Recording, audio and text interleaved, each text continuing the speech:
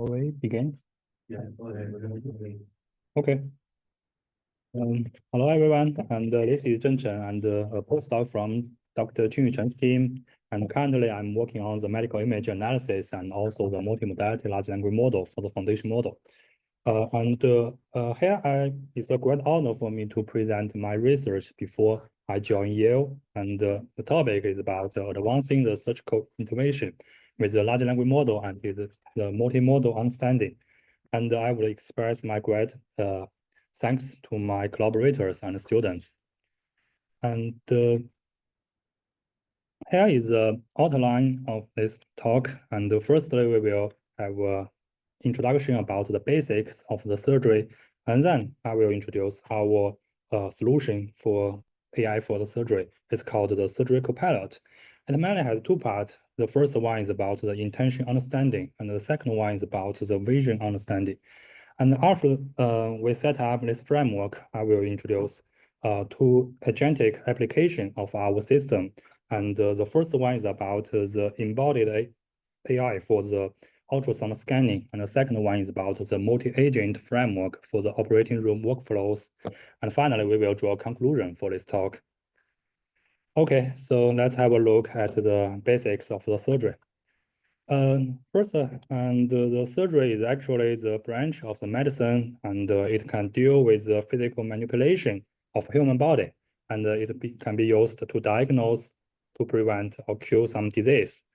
And actually, the surgery has a long history, and we can see the figure on the left hand. It presents a surgery in the past, and also the surgery has been developed for a long time with some new techniques. And on the right side, we show a development of a typical example. It's about the neurosurgery. We can see that the surgery is becoming more and more advanced and also more powerful. And these are some history about and definition of the surgery. And also nowadays, surgery become important components of the modern medicine. And every year, it has more than 330 million surgery procedures over the world. And there are a lot of research on this topic. And we can say that there are 2 survey papers about AI for surgery and the robotics for surgery are published on the Nature Medicine last year, and also the Science Robotics. And after that, let's have a look at the scenario of the surgery. The surgery is actually performed in the operating room. On the right hand, we will show the scenario of the operating room. And we can see that to perform the surgery on a specific patient, we will have a surgical team. And the surgical team has different human roles. It has surgeons, nurse, and technician, and some other human roles. And the operating room also needs some specific devices to perform the surgery. And we will have the endoscopic tower to show the output video of the endoscope that inside the patient body, and also some intraoperative dashboard, and can show some patient signals. All right, good luck, we can guide the safety of the patient. So that's our two important devices in the surgery. And after that, I will talk something about the AI for surgery. And we know that the AI has been widely used in the healthcare, but compared with different fields in the healthcare, the AI in the surgery is relatively developed slow, and but it also has great potential. And AI can improve the surgery by enhance the patient outcomes. For example, it can provide better access to the surgery, and also can provide the high quality surgical education, and also provide the detection and management of the surgical complication, and also maybe optimize the surgical system efficiency. And also from the other perspective, we can divide the AI algorithms for the surgery into 3 different stages. The first one is pre-operative. That means before the surgery, we can use the AI techniques to make the surgery planning and also predict the risk before surgery. And the second stage is called the intraoperative.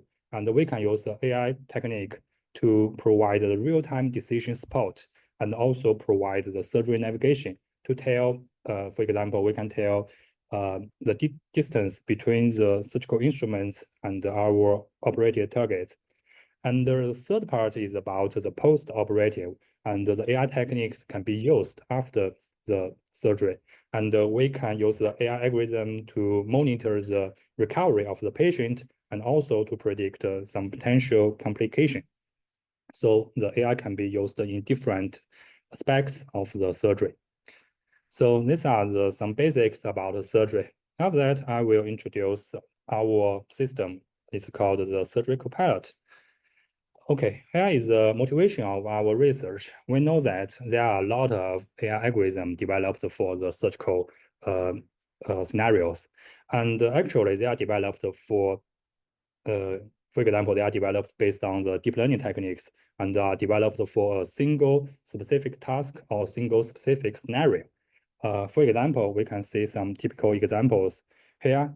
The left top is an algorithm can improve the surgical image quality. For example, the image quality may there may be some issue, and for example, the surgeon might not find some clones in this surgical image, so that we can use the AI technique to improve the quality of image, and so that the surgeon can find more details and make the correct decision. So that's something about this AI algorithm. And then another one is called the surgical surface reconstruction. We can reconstruct the three-dimension surface of the tissue from the two-dimension input surgical image or the video, so that we can formulate the distance in the three-dimension, like we can estimate the distance between the tip of the surgical instruments and the operated tissue, so that it can keep the surgery safe. And also there are some other different kinds of AI algorithms can be used during the surgery, like the surgical case segmentation. We can segment the tissue, the tumor, and also the surgical instruments from the endoscopic image. And also we can understand the surgical procedure from the temporal perspective. And we can understand what kinds of stages currently going on and what we should do in the next. So these are different examples of the surgical AI algorithm. And we all know that the different surgical stage will have different needs for the AI algorithm. For example, for neurosurgery, there will be a preparation stage, and there will also be a tumor removal stage. We know that the preparation stage will be much easier, and the tumor removal stage will be much more difficult. And we need to know whether we have removed the tumor, and also if there are any danger or risk. And also we will evaluate how the surgeon is performing good or not. So from this example, we may know that the tumor removal stage may need more AI algorithm than the preparation stage. But actually, it's very difficult in the practice. We cannot open all of the AI algorithm from the very beginning and all the time. And also, it's not practical for the surgeon to manually open the AI algorithm when they have such a requirement. So it's not practical. So we want to develop a novel system that can automatically conduct the AI algorithm as the demand of the surgeons. So these are the framework overview of our system. Our system is built from three parts. The first part is called the surgeon intention understanding. We can know what surgeon want to do in the next, and we can automatically call in such a AI algorithm, the most advanced AI algorithm to achieve such a goal. And the second one is we know that the surgical vision is very important to the operation, so that we have developed a lot of surgical vision algorithm to help this system. And also with these two parts, we can set up the framework of our surgery copilot, and we will show two agentic application of our CAS copilot system. The first one is called the ultrasound scanning using the embodied robotics. And the second one is about we will build a multi-agent sandbox to simulate the operating room workflow about the surgery, so that our surgery copilot system can support the surgery from different aspects. Yeah. Is this methods such as image presentation and also is it based on the real-time analysis? Yeah. Okay, so here is a question from the on-site, and the question is that for the surgical vision part, is there any need for the surgical segmentation algorithm or some other real-time analysis algorithm? So my answer to this question is yes. Yeah, and we know that in the operating room, the surgeons are watching the endoscopic video and then perform the operation, so that we can develop the AI algorithm to perform the real-time analysis for the video stream and provide the suggestion and maybe some decision-making suggestion for the surgeon. And this is important to guide the safety. Yeah. You mean the efficiency of the algorithm. So you should, yeah, it's important. Yeah, and I will introduce some detail later. Yeah, thank you for your question. And after that, let's first have a look at the first part. It's called the surgeon intention understanding. Okay, so for the surgeon intention understanding, we have proposed a framework called the surgical function calling. This framework can understand the surgeon's intention and accordingly conduct the specific AI tools. And this system can support the surgical process by controlling different AI tools. Here, this framework, we can show an example of the use case. At the beginning, the surgeon will put up with the query. For example, can you detect the surgical instruments during the surgery? So from this audio command, we can know that the surgeon want to detect the surgical instruments, so that our framework will take the text input from the surgical audio and also the surgical endoscopic image or the video as input, and they are put into our multimodality large language model. And after that, our surgical multimodality large language model will analyze such a query and then output the function calling. In this case, the framework will just call the detection algorithm without call any other irrelevant algorithms, so that our multimodality large language model can answer the question with the results from the detection functions. So that in this way, with the help of our surgical function calling framework, we can disentangle our surgical copilot into two parts. The first part is the brain that can control different AI tools. And the second part is that we will maintain a surgical function set that equipped with the most advanced surgical AI algorithms. And after that, I will introduce some detail about our three-stage training of our surgical function calling framework. The first stage is that we will perform the instruction tuning for our surgical large language model. We will inject the surgical knowledge, for example, the knowledge from the surgical tutorial book. And the second step is that once the large language model has the surgical knowledge, we will empower this framework with the capability of the multimodality perception. For example, we will generate the surgical image and text instruction and perform the multimodality instruction tuning, so that we will get a multimodality large language model. And at the last step, we will enable the multimodality large language model with the intention-aware function calling ability. We will generate the function calling instruction and then fine-tune the framework. So it's based on the three-stage training pipeline. And after that, I will introduce more detail about the third stage. Is about the key points of the function calling. Here we are using the 3 steps of the chain of thought design. We have the thinking, calling, and replying in our prompt.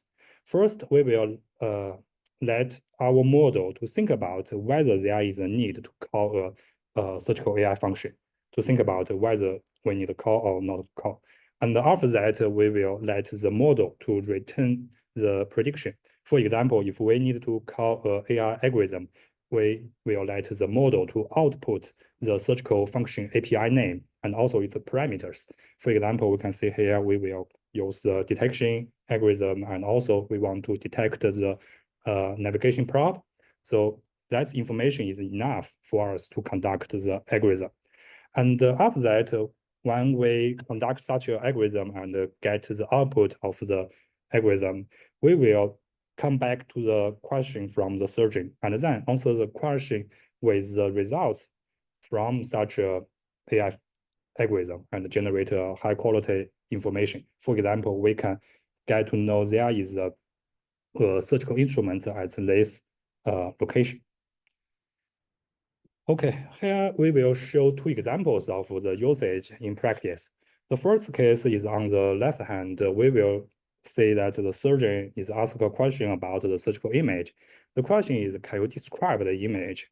For this case, we do not need to use AI algorithm, just to merely use the multimodality large language model. It's enough to solve this problem. And the second case is about the right side. The question is about, can you detect the surgical instruments in this image? Okay, so that our framework think it would be better, we can call the detection algorithm. So that with the results of the detection algorithm, our multimodality large language model will output this answer to the surgeon.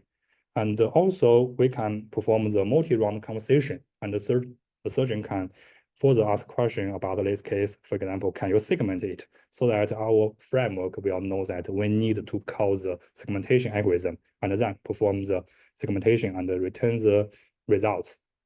So there are two basic use case for our framework. And also about our dataset, we will show the examples of our training set in 3 stages. For the first surgical knowledge instruction, it's just the text instruction with the question and answer. The question is basically about some surgical concepts, about we want to learn some knowledge from the surgery, and also some consideration for some specific patient case. And we will generate this instruction from the surgical tutorial book using GPT-4. And also about the second stage, for the multimodality instruction tuning, we will generate the multimodality instruction. It's actually the image and the text pair, and the text will describe such a corresponding surgical image. And for the third part, we will train our model with the capability of the function calling, so that our instruction is on the right side. For example, with such a surgical image, the question is from the surgeon. For example, can you identify the surgical instruments used in this image? And our instruction will guide our framework to think in the chain of thought.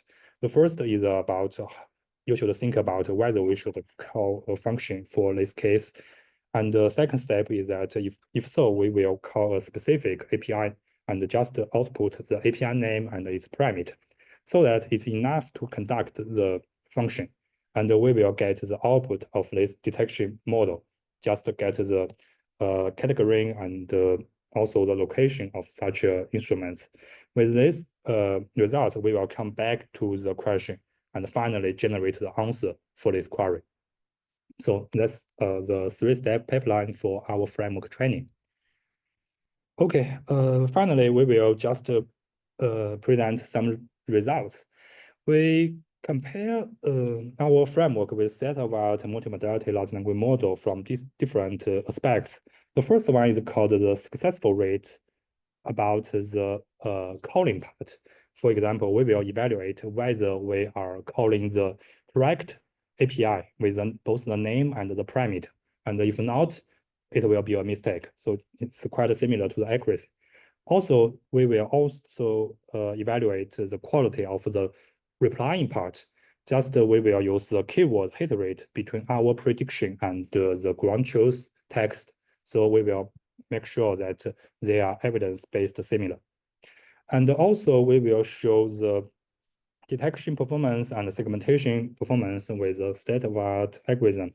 For the state-of-art, for the detection and segmentation, our framework is much better because we can use the most advanced AI functions in our system. So our system is scalable with the most advanced surgical functions. So that's something about the surgical intention understanding. Okay, that's about the first part. For a second part, with we know that with the intention understanding, we can just call the suitable AI algorithm to conduct our downstream tasks. So in the following, I will introduce some examples of our AI algorithms, just as Anna asked. And for the first part, I will introduce basics about the neurosurgery. And neurosurgery is a typical types of the surgery.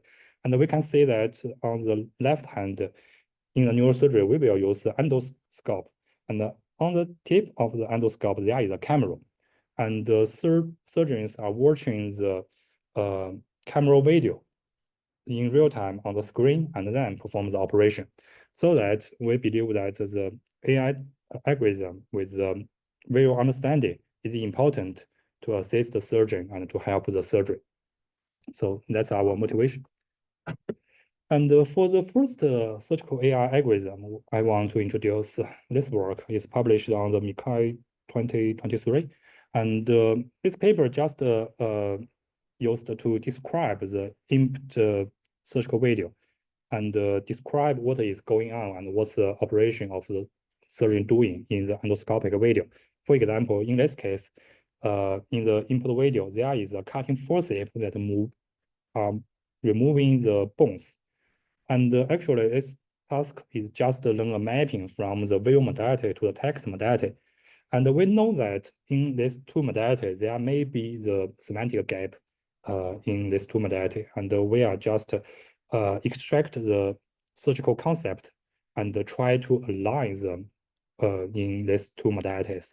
And this can make sure that, for example, both the cutting forceps has aligned semantic in both video modality and also the text modality. It can generate a high quality caption. And the right side is experiment results. We collect a very large data set from our collaboration hospital.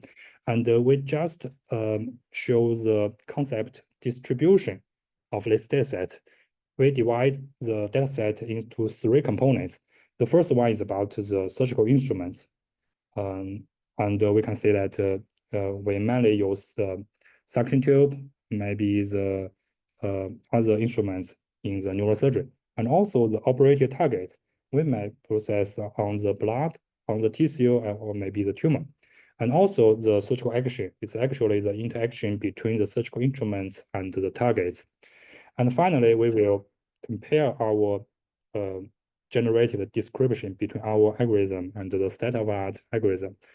And we can see that with the awareness of the surgical concept, our description is more accurate than the baselines.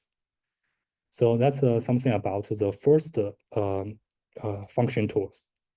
And the second one is about we will develop the AI algorithm to recognize the stage of the surgery. And it's important for the surgery. We can provide the reminder for the surgery about which kind of stage is going on and what we should do in the next. Compared with the existing AI algorithms, they are based on the frame-based video analysis algorithm, and there will be some stage shaking problem. For example, within the surgical stage, like the stage of 3, and there will be some mistaken prediction of the other stage, but it should be not be suitable. So we just propose a temporal region-based framework to first generate the temporal region proposal. So this will be the continue. And finally, our prediction by optimize this framework will also be continued. It will be more accurate compared with the ground truth. And the right side is the overview of our framework. Yeah. And also some experiment results, we can see that our algorithm has a more accurate prediction compared with other state-of-art algorithm. And we also made an extension that we just perform the data augmentation using the preceding frames into the future. And so that we can predict the surgical stages in real time. So that may be answer to Alan's question. In this way, our surgical stage recognition algorithm can be performed in both offline and online inference. And that's something about the second AI tools. So let's talk, have a look at the third AI tools. The third AI tools is that we want to segment something from the surgical images and without distraction from irrelevant instruments. We know that some current segmentation algorithm will segment the predefined category just at once and for all. And in this case, we will show this example. For example, the surgeon might speak it out his command. For example, he want to segment the bipolar forceps. It's actually the left instruments in this image, not the right category. So our algorithm can accurately just segment the bipolar forceps as required without using a manual pixel level prompt for the segment anything model. And this framework can minimize the distraction for the surgeon and can let them to focus on the surgery itself. And yeah, the overview of our framework. Our framework can understand the audio intention from surgeon and then to retrieve some relevant or irrelevant surgical instrument details. And we also build a text bank. This bank just describes some details and characteristics about the surgical instruments so that it can be enhanced to guide these surgical procedures. Okay, that's something about the third AI tools. And finally, I want to talk something about the surgical image generation. This method is based on the diffusion model and is quite similar to the Zhen sharing last week. And so that I want to share quite a similar work. And this work, we want to generate more synthetic data. For example, using the mapping from the normal image to the polyp image. And actually, polyp is a kind of lesion inside the human body. And also, we will generate normal images by removing the polyp. So this augmentation of the dataset can be used to train a more powerful foundation model. And here is the overview of our framework. And during training, we will use the category prompt and the region prompt to control the location and the type of the lesion, for example, about the polyp. And also, when the diffusion model is well trained, we will use a retrieval mechanism during the inference. We will build a database about the polyp image.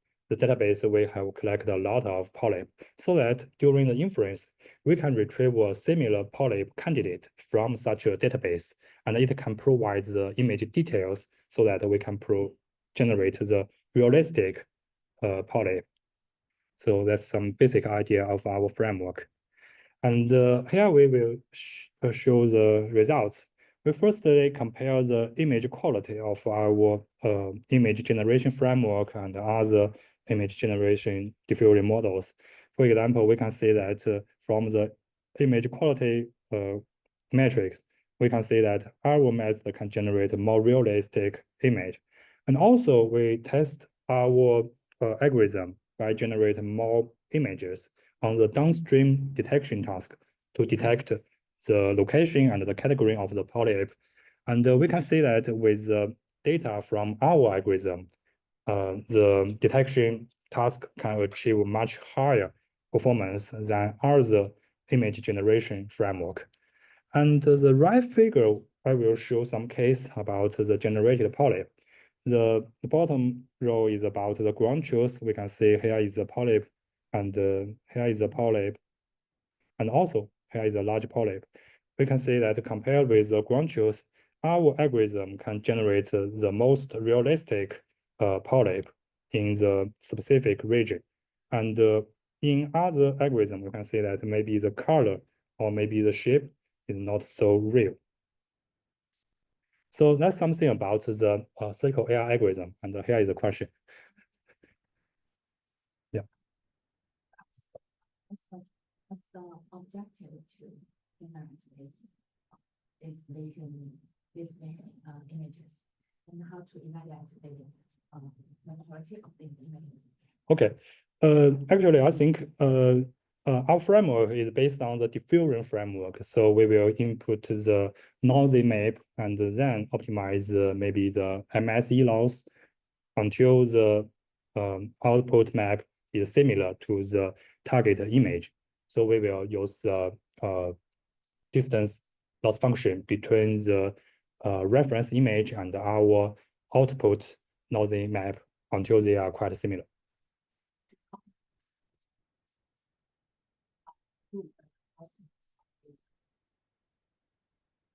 You mean the downstream task? Yeah. That's a very good question. Actually, I will introduce more about this experiment setting. For example, the baseline is real only. This means we have some real world data. That's the real image, but the number is not so much. And we can use this image to use some other image generation algorithm. We can generate more synthetic data so that we can have more image to train this detection model.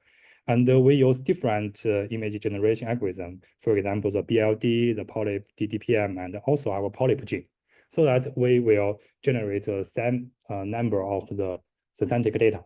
And we will train the detection model, for example, the SentinelNet, the Lino, and also the Euro model on this detection dataset. And we can see that with the real image only, it has a baseline performance. And with more synthetic data, the performance can be improved. And we can say that our algorithm can achieve the most improvement so that it proves that our algorithm can benefit the downstream detection tasks more.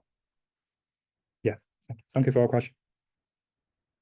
Okay, so that's something about the surgical AI tools. And with the surgical intention understanding and also the surgical vision understanding, we can set up our surgery copilot system. And with this system, I will present two agentic application of our surgery copilot. So let's come to the last part. And here we will see the first application. We just developed the agent system for the embodied ultrasound scanning. Okay, we know that the ultrasound is a very popular and important medical image modality, and it just provide a non-invasive approach for the diagnosis. And also in the practice, the ultrasound scanning, we just need a nurse, maybe a physician, to control the ultrasound probe, just to control it in the hand and just maybe scan the patient body. And so there will be a very high workload. And there are also some standardized ultrasound scanning, for example, about the artery in the neck and also some examination at the back. And the scanning pattern are relatively fixed. So we want to use the robotic arm and combined with the ultrasound probe as a platform, and we want to build embodied AI algorithm to automatically control the movement of such a scanning so that we can reduce the workload of the human. And here is a loop of our framework. For example, let's begin with the instruction. For example, the surgeon want to perform a specific kinds of the ultrasound scanning. And with such a audio command, our embodied agent system can know that information. And we will use the RAG-based system to utilize the ultrasound, maybe the ultrasound book, and also some API information of the robotic arm. so that it can take such information and generate the API of the controlling function of the surgical robotics. And then we can use such a API name and the parameter to control the movement of the robotic arm, and we can observe the distance between the ultrasound probe and between the patient organs. And then we will receive some feedback just from the observation or from the human, and then repeat this step by step until finish the scanning. Okay, so that's some basics about the pipeline. Here I want to introduce more about the dynamic loop paradigm. Just as I previously introduced, the agent LLM will generate the robotic controlling API. And with this API, we can see this example. Here is an example of the function of the image segmentation. It has the API name, the API description, just to introduce something about its function, and also the API parameters. We need some parameter to conduct such a function. And the agent large language model will generate such an API. And then we will observe the current environment and the state, and then think about, based on the observation, what we should do in the next. And after that, we will actually perform the action. For example, moving the robotic arm to a certain location. And we will repeat this loop until we finish the scanning task. Yeah, and the left corner is about a prompt template for our embodied agent. We will introduce we will have the agent role about the instruction for the output format of the agent. And also we will provide the API list, the API candidate list, to let the agent to choose one API from the candidate.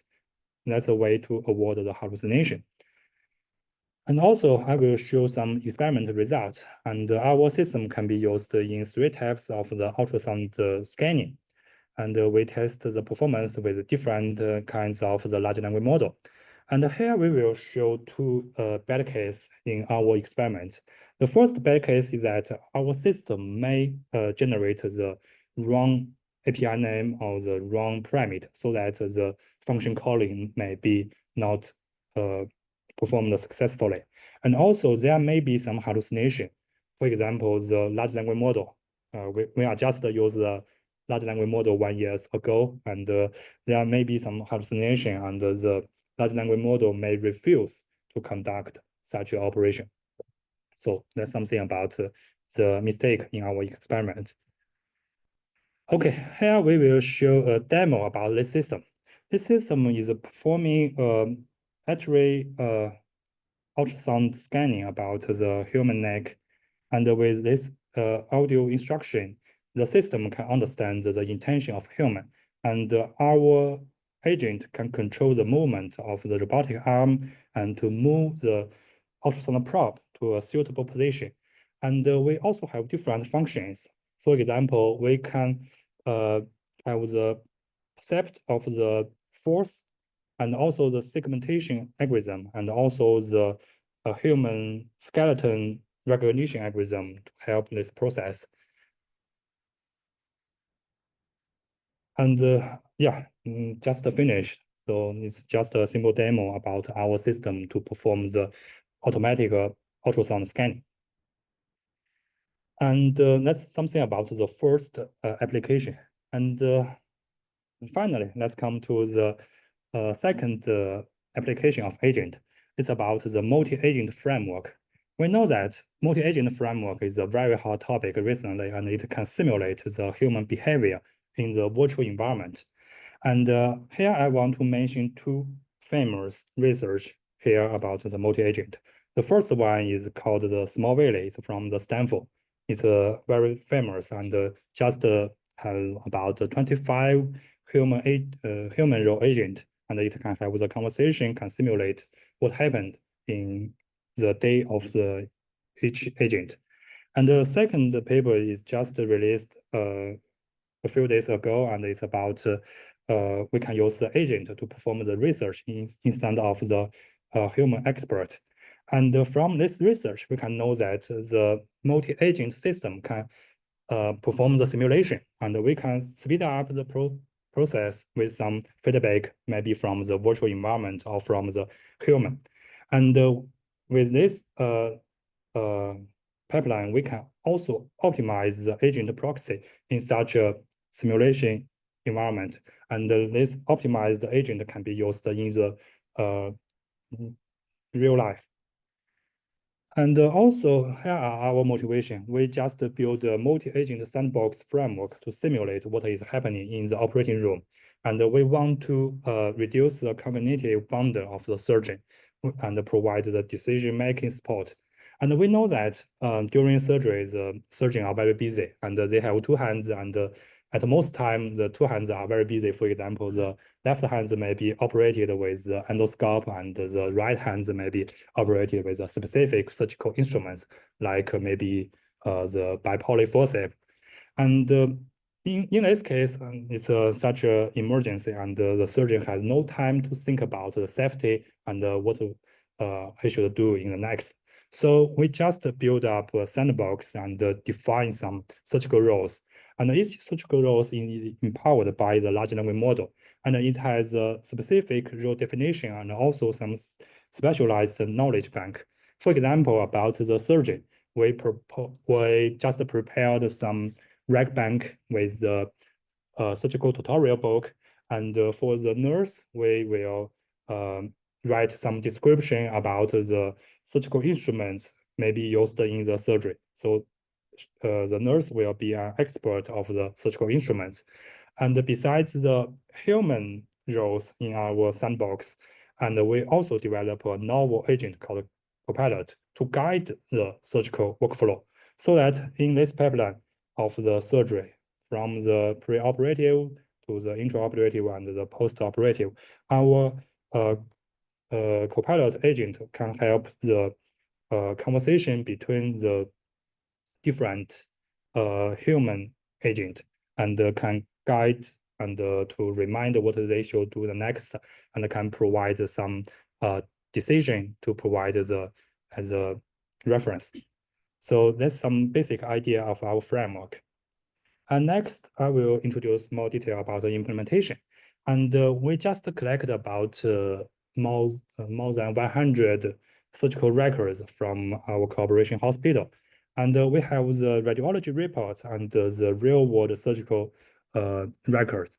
And given the basics about the patient, we want our operating room sandbox to simulate the surgery procedures. And we want the simulated procedure to be similar to the real-world one, so that we can use this agent to conduct the surgical actions and make the surgical decision. And actually, this is based on the conversation. We just simulate the surgical action in the real world. And we will also use the real-world surgical records to evaluate the performance of our sandbox. Okay, so here, let's go to the experiment results. Here we can see the example of the surgical planning. We just compare the simulated pipeline and the suggestion from our sandbox with the Copilot, and also with the GPT-4 and the Llama 3. And in the ground truth, there are 4 key points in the surgical records, and our sandbox can answer them all correctly. And in contrast, the GPT-4 and the Llama 3 could only answer 2 of the, or only 1 of it. So that's some comparison between our system and the GPT-4 and the Llama 3. And also we will show the comparison in terms of the different types of the neurosurgery.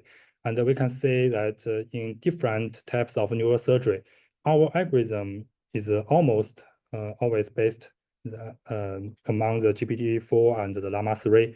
And yeah. So that's something about our agentic application about the surgery Copilot system. finally, let's draw a conclusion for this talk. We know that from this talk, we know that the surgery is very important and it can be improved a lot from the AI and the large language model, and particularly in the different aspects like the precision, the efficiency, and the patient outcomes. And here are some key points of the help of the large language model and other advanced AI techniques. Like, for example, we can use the multimodality AI models to reduce the cognitive boundary and help with the decision support. And also, we can use the robotics in the surgery, and it's important to optimize the human and robot interaction to perform the dynamic interaction. And also about the multi-agent system, it can be used to simulate and optimize the operating room procedures.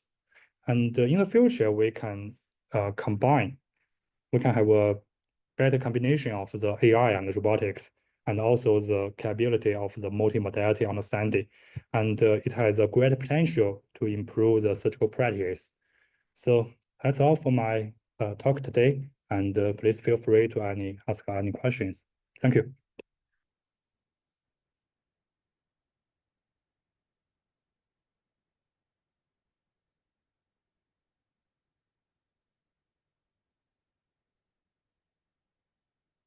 So is there any questions?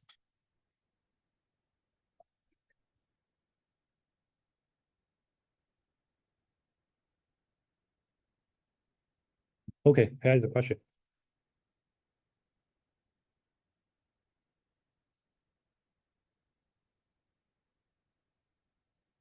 What will be the conflicts between AI aided patients and the surgery functions in the surgery procedure? Okay, understand. Yeah, here is a question that about is there any case that in the real world that the AI may provide the prediction that contradict with the surgeon's opinion? Yeah, it actually has such a case. Yeah, it actually has such case. And actually, I spend a lot of time to discuss with surgeon. And yeah, and we just discussed about the requirement and the demands from the surgeon. And the demands can be formulated as like a three-level pyramid. And the first level is about the surgical education. Just for example, we can use the surgical large language model to introduce some knowledge or answer some question from the medical students, or just some query about the patients. So that's the basic things. If there are any contradiction, there will be no harm. And the second level is about the intraoperative guidance. For example, we can use the real-time AI algorithm to analyze the surgical video, and we can provide some suggestion. And this may be have some different opinion from the human experts, but actually it depends on the human. And it still has a long way to go when this intraoperative algorithm can be used in the real time at the operating room. There are a lot of things to do, and we should guarantee the safety. And on the top of the pyramid, there is actually about the surgical robotics. Yeah, and in some types of the surgery, there may be have the potential to use surgical robotics in the real surgery, but in some other surgery, it may be much more difficult. So we know some difference between the practical usage and some research purpose. Yeah, thank you. Any other question?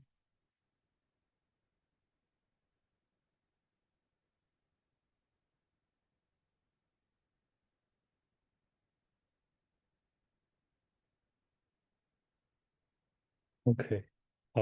It seems that there is no question online. Yeah. Thank you. Thank you.